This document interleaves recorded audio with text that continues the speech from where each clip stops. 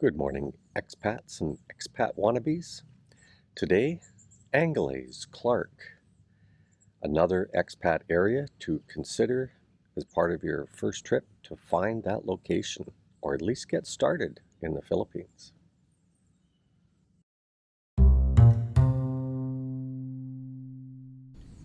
If you watched the first video that I did, it was all about the expat locations that I strongly suggest you go to when you first arrive in the Philippines. But as always, I'm going to touch on two examples of why these two locations, Anglaise Clark and Cebu. Hospitalization and clinical care later in life. So I'm going to give you these two examples. Our friend had just had a baby. The baby became stressed within that first month and she had to go to the hospital. Now my wife and a friend took her to the general hospital. She could not afford to go to the Western level hospital. And it took, in a country where they revere their babies and their children, it took 12 hours-ish to get a bed. It was a monstrous amount of time. Now, can you imagine sitting on a plastic chair in the waiting area or in a hallway? Yes, they're attending to the baby, but you've got to sit there. And when do you normally end up having to go to the hospital? Of course, at night. So now you're tired, you can't really sleep, you've got a baby that's stressed, so you're running on adrenaline. Something to think about, right? And it's also why I touch on the financial issues around getting an emergency fund put together that you do not touch. Okay, but I'll leave that to Fridays. The other example is a Westerner. Ended up having to go to the hospital. Initially they thought he had tuberculosis, so all of us went and got checked. Turns out it wasn't tuberculosis, it was cancer, and he burned through his money monstrously fast. His embassy just said, well, pay your bills, get your house in order, and you can go home. But until then, so if you think your embassy is going to rescue you, think again. It ain't going to happen. Okay. But anyway, he had to borrow from friends and family. And on the family note, when he gave contact information to a very good friend of his, the family thought that there might be a scam going on. So the money didn't happen for a while.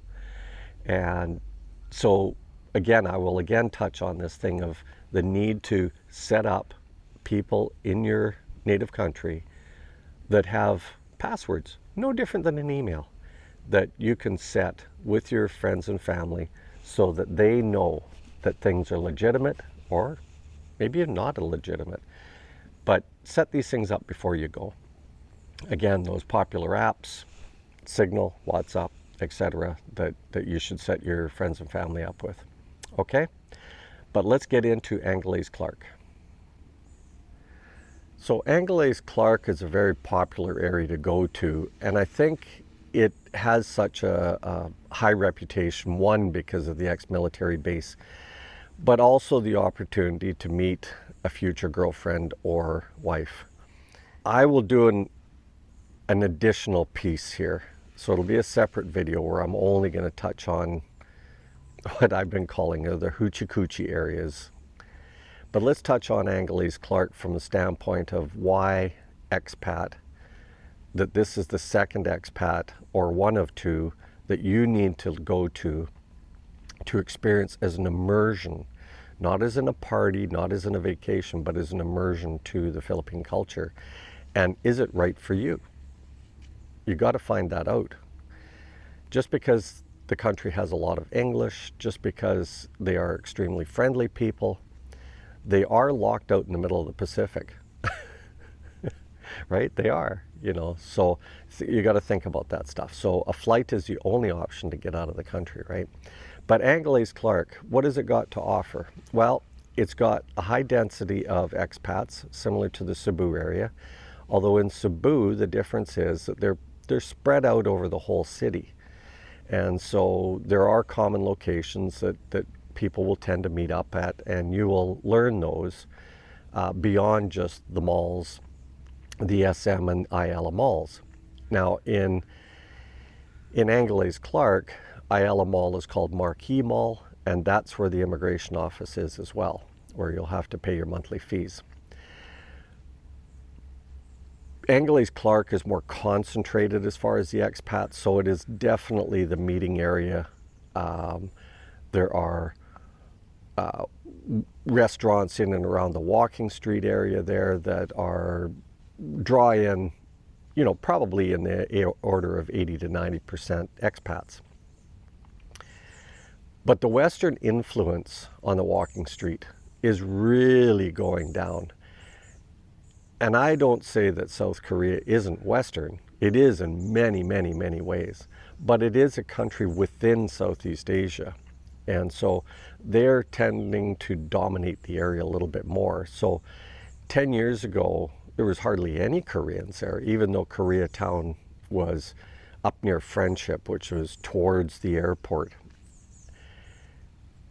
So the influence is dramatically increased because they're building hotels on the Freeport zone, and they've got the golf course there, and so the golf vacation is quite easy for the Koreans. They can just pop in like we pop from Canada down to Mexico. So you've got the Angeles Clark area, and again, I will reiterate that the malls are your best way to start connecting up with foreigners. Say hello, judge a reaction, and then try and engage or go get your food or, whatever, ask if you can join. Sometimes there's no opportunity. You have to ask to join because the tables are quite often full. And, walk the malls, get a sense of what your surroundings are like. And there's enough Western there that your adjustment to the Philippine country is going to be much, much easier. That transition, as it were, not full immersion. And which can be very, very difficult. Unless you're a farmer, you're going to, work a bit of land and stuff. So that's going to keep you mostly occupied, right, if you're the farming type. But areas in and around Angeles Clark, what are the opportunities? Well, there's Subic Bay, which again is on the ocean. And so you're going to get a little bit more weather there. Pinatubo's influence, etc., the mountains. You'll get a little bit more weather there. But Angeles Clark in itself is actually quite arid. It's probably the most arid area of the whole Philippines. And the reason being is that the East Coast mountains tend to liquidate, as it were, the rain before it goes over, and then there's nothing to impede those clouds until they hit Pinatubo, which is, you can look at the mountain and see lots of storms or rain happening, and then you're dry, okay? It does have its rainy season, there's no question. It's in the Pacific. That's just the nature of things. Now, the other expat location, though, that's probably the second biggest outside of Angeles Clark, which would probably be the San Fernando La Union area. Be careful, there's a lot of Nagas out there, there's a lot of San Fernandos out there. You have to be clear, and that's why I'm adding La Union. So it's to the north of Angeles Clark. It's past the end of the freeway. They've actually pushed that freeway a lot further up, so it's not too bad. And then the easy access from San Fernando La Union is Baguio, which is quite high elevation. From other friends, they have noted that it has snowed up there. It's intermixed with the rain. It's that sort of spring or early fall slushy type thing that we might experience in the northern hemisphere.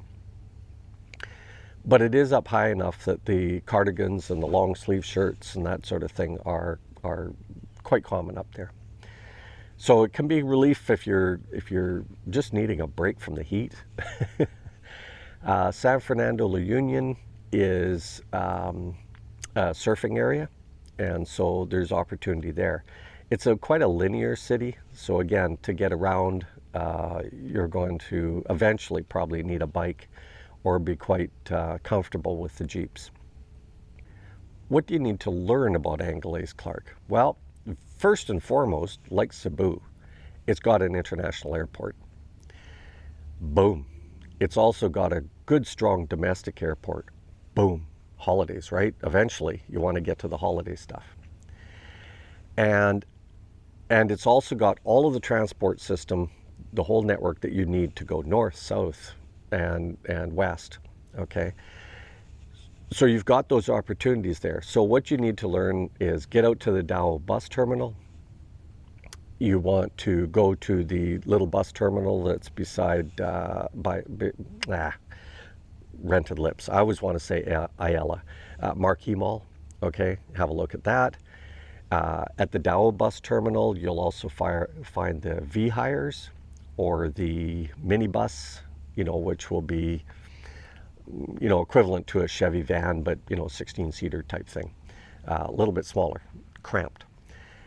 You may want to consider actually buying 2 seats when you're going on these things, because they base the seats based on the size of a Philippine bum, and most of us are a little bit bigger bum, so it can be pretty cramped. So think about that. If you're on your own, ask the driver if you can have the front seat. From there, you can get to Subic easily. You can, bang around in different locations. I'm not sure that they run to Manila anymore because there's so many buses that run to Manila. From that bus terminal, you can go to Manila and you can get to the various terminals like 5 Star and Philippine Rabbit and these other bus terminals. From there, you can catch a cab to the airport. Now, you can also go to SM Mall, and Genesis bus line, as of when we left this last winter or last spring, it runs directly to the airport. I think it does a stop at SM EDSA, I believe, but it goes directly to the airport. Try to get to downtown Angeles. That's easy. Just get on the MacArthur Highway, catch a Jeep, and go all the way down and go to where there's a roundabout. You'll notice a Jollibee in the area, and then just sort of walk around there and catch the same color Jeep, they're color coded, that will bring you back in. Not as much to talk about in this video. I would strongly suggest that you look at the Cebu one, a little bit more information there, because it does require a little bit more legwork there than you would in Angeles Clark, because everything is so close in Angeles Clark. But as far as comfort, that's up to you. You're going to have to know what you want out of the Philippines. Both Cebu and Angeles Clark supply what I think is critical, which is that clinical and health for those later years. We've gone into a general hospital in Bogo. Again, it's a smaller hospital, smaller general hospital, so its feeder area is not as big. You got to remember that the general hospital is in San Fernando when you're in Angeles Clark, and that services about 1 million people. So the relationship is not the same, right? So the demand for bed, etc., is not the same. So a little bit more food for thought. Like I say, the walking street is there, the nightlife is there, but I would really like that, you look more at what the culture is offering, what you can see out there, and know that you can get back to, whether you pick the Cebu area or the neighboring islands that have a fair number of expats, or to be on Luzon, where you have Subic or La Union and the feeder airport of Cebu for domestic and international, or bang down to Manila where you have international. Cebu's international airport will probably start picking up. They used to have, I believe, a flight to Australia from there, also to Singapore. So if you're living there and you're going back to Europe or wherever on that end of the continent, then you can fly to Singapore and then back home from there. Okay. Angeles Clark, the Emirates and China Air, they all fly into Clark. Now, Emirates was just starting again as we were here this last winter in the COVID years. So how many flights are coming that Europeans could bang down, pick up a flight from there and come directly into Angeles? I'm not sure what the status of that is right now. Okay, now, My other side cautionary note is people trying to bang through other countries to get to the Philippines. I'd still be really cautious about that right now. I still would. Not so much from a standpoint of being quarantined or missing your flight because the government changed the rules on you at either end or in the middle. But a direct flight means that, you know, there won't be staffing issues and all of that type of thing that we seem to be running into with airlines right now. Okay, so I would still strongly suggest a direct flight. And as I mentioned in one other video, if you're going to go for a year, make sure that you check out, I'm going to have upcoming videos, but check out the previous videos on immigration offices and NBI requirements. Because if you're there over 6 months, you have to get an NBI clearance to leave. Okay, so anyway, lots to mash up. There you go. And watch for those Friday and Wednesday videos also, where we will do a little bit more in-depth coverage of the currencies, which I feel are critical, and your management of money needs to step up if you're going to be tight on your pension when you live there. Later, Gators.